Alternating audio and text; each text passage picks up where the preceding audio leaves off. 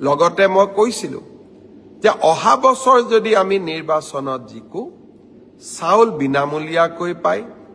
দালি নিমখ চেনি অৰ্ধমূল্যত বা কম দামত পাব আৰু আমি আপোনালোকক মিঠাতেলো দিম তাকে লৈ কংগ্ৰেছ দলে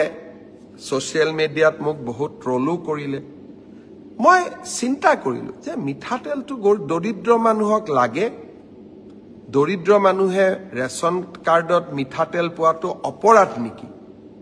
এটো কিয় মোক ট্ৰল কৰিলে ময়ো অলপ চিন্তিত হলো তেতিয়া মোৰ মনত পৰিলে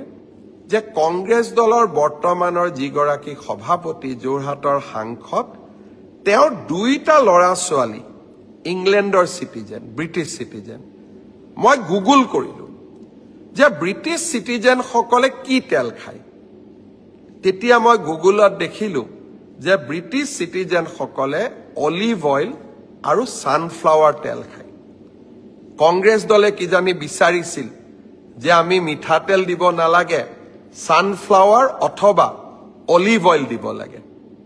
ক্ষমা কৰিব আমাৰ সহা গাঁৱৰ ৰাইজে